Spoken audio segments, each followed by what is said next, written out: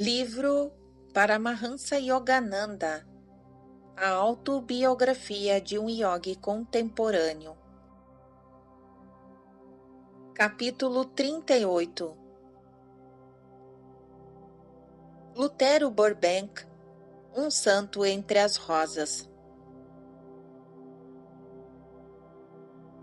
O segredo de melhorar o cultivo das plantas, além do conhecimento científico, é o amor. Lutero Burbank pronunciou estas palavras de sabedoria enquanto eu caminhava ao seu lado em seu jardim de Santas Rosas, na Califórnia. Paramos em frente a um canteiro de cactos comestíveis. Enquanto eu realizava experimentos para produzir cactos sem espinhos, continuou ele, falava frequentemente com as plantas para criar uma vibração de amor. Não tenham medo, dizia-lhes eu. Vocês não precisarão de seus espinhos defensivos. Eu as protegerei. Gradativamente, a útil planta do deserto brotou numa variedade sem espinhos. Encantou-me este milagre. Por favor, querido Lutero, dê-me algumas folhas de cactos para plantar em meu jardim no Monte Washington. Um trabalhador que se encontrava perto começou a arrancar algumas folhas. Burbank impediu-o de continuar. Eu próprio as colherei para o Shawasmi. Deu-me 3 folhas, que mais tarde plantei, regozijando-me à medida que elas atingiam alto porte. O grande horticultor contou-me que seu primeiro triunfo notável foi a obtenção de uma batata enorme, agora conhecida por seu sobrenome. Com infatigabilidade do gênio, ele prosseguiu apresentando ao mundo centenas de cruzamentos para melhorar a natureza. As variedades de Burbank eram tomates, milho, abóbora, cerejas, ameixas, pêssegos, morangos, papoulas, lírios e rosas. Focalizei minha câmara fotográfica quando Lutero me conduziu à famosa nogueira com a qual provou que a evolução natural pode ser telescopicamente apressada. Em 16 anos apenas, ele disse: esta nogueira chegou a produzir nozes em abundância. Sem auxílio da natureza, teria requerido o dobro de tempo. A filhinha adotiva de Burbank veio ao jardim, brincando ruidosamente com seu cão. Ela é minha planta humana. Lutero fez um aceno afetuoso à menina. Vejo a humanidade agora como uma planta única e vasta, que precisa para suas mais altas realizações apenas amor, bênçãos naturais do amplo ar livre, cruzamentos e seleções inteligentes. No decurso de minha própria existência, observei progressos tão maravilhosos em evolução vegetal que prevejo com otimismo um mundo sadio e feliz, tão logo seja ensinado às crianças os princípios de vida simples e natural. Devemos retornar à natureza e a Deus na natureza. Lutero, você sentiria grande prazer em minha escola de rancho, com suas aulas ao ar livre e sua atmosfera de alegria e simplicidade. Minhas palavras tocaram a corda sensível do coração de Burbank, a educação da infância. Assediou-me com perguntas o interesse cintilado em seus olhos serenos e profundos. Shawasmi, disse ele finalmente. Escolas como a sua são a única esperança da futura idade de ouro. Revolto-me contra os sistemas educacionais de nosso tempo, segregados da natureza e sufocando toda a individualidade. De alma e coração, compartilho de seus ideais práticos em educação. Ao despedir-me do amável sábio, ele autografou e me ofereceu um pequeno volume. Observação 324. Burbank deu-me também uma fotografia sua autografada. Guarda-a com o mesmo zelo e estima com que no passado um comerciante indiano guardava um retrato de Lincoln. O hindu, encontrando-se nos Estados Unidos durante a Guerra Civil, sentia tanta admiração por Lincoln que não desejava regressar à Índia antes de obter um retrato do grande emancipador. Plantando-se inflexivelmente na porta da casa de Lincoln, o comerciante se recusou a ir embora enquanto o assombrado presidente não lhe permitisse contratar os serviços de Daniel Juntignon, famoso artista de Nova York. Terminado o retrato, o hindu levou em triunfo a Calcutá. Fim da observação 324. Continuação da narrativa. Aqui está o meu livro sobre a educação da planta humana, disse ele. Observação 325. Registrado em Nova York, no Century, 1922. Continuação da narrativa. Novos treinamentos são necessários, experiências destemidas. Às vezes, as tentativas mais audaciosas ignoram fazer surgir o que havia de melhor nas flores e nos frutos. Também as inovações educacionais para as crianças deveriam tornar-se mais frequentes e corajosas. Li o pequeno livro com intenso interesse. Seu olhar vislumbrava um futuro glorioso para a raça humana quando ele escreveu. Segue um trecho agora. A coisa viva mais teimosa nesse mundo, a mais difícil de torcer, é uma planta. Uma vez fixada em certos hábitos, recorde que essa planta preservou sua individualidade através das eras. Talvez seja uma cuja existência possa ser retraçada através de milênios, aferrada às próprias rochas, nunca tendo variado em qualquer medida durante todos estes longos períodos. Você supõe que depois destes séculos de repetição, a planta não se tornou possuidora de uma vontade, se assim se pode chamar, de uma tenacidade sem paralelo? Em verdade, as plantas, como certas palmeiras, tão persistentes que nenhum poder humano ainda conseguiu modificar, a vontade humana é débil comparada à vontade de uma planta.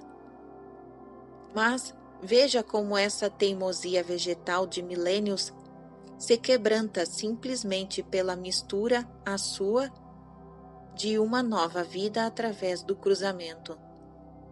Opera-se uma modificação completa e poderosa nela. Então, ocorrida a mudança, é preciso fixá-la por supervisão e seleção pacientes durante sucessivas reproduções. E a nova planta se desenvolve em seu novo rumo para jamais voltar ao antigo. Aquela vontade tenaz foi vencida e alterada definitivamente.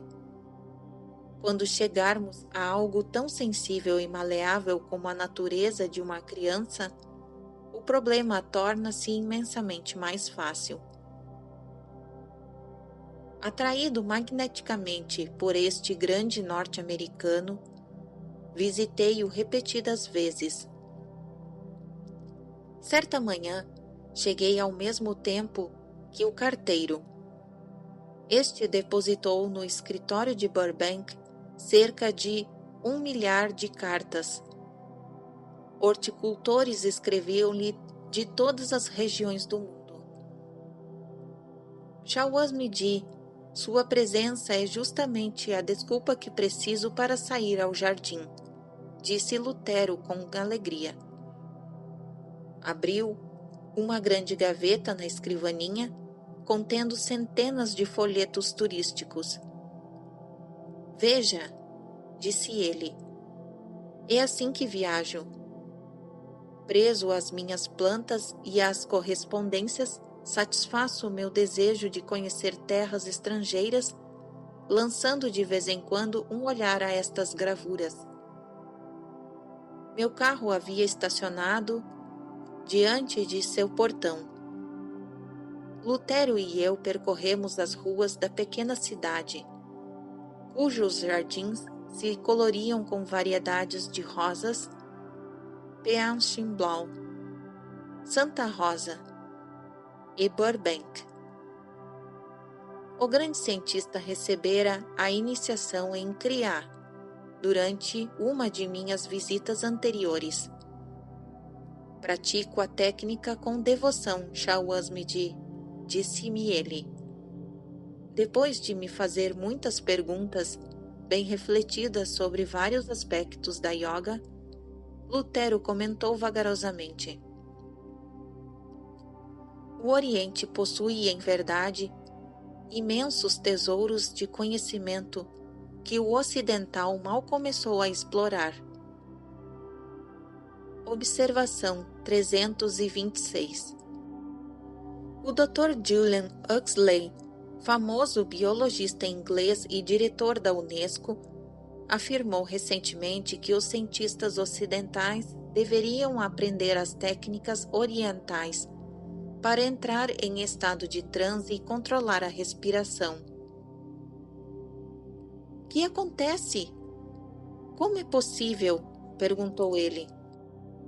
Um despacho da Associated Press, em 21 de agosto de 1948, informava: o Dr.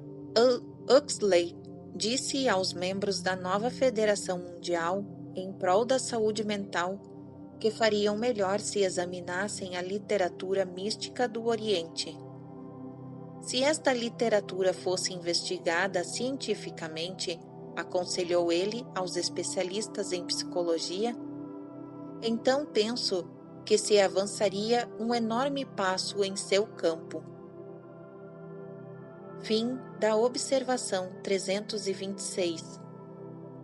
Continuação da narrativa. A comunhão íntima com a natureza lhe desvendou muitos de seus segredos dos mais ciosamente guardados. Dera a Burbank uma veneração espiritual sem limites. Às vezes, sinto-me muito mais próximo do poder infinito, confidenciou-me timidamente.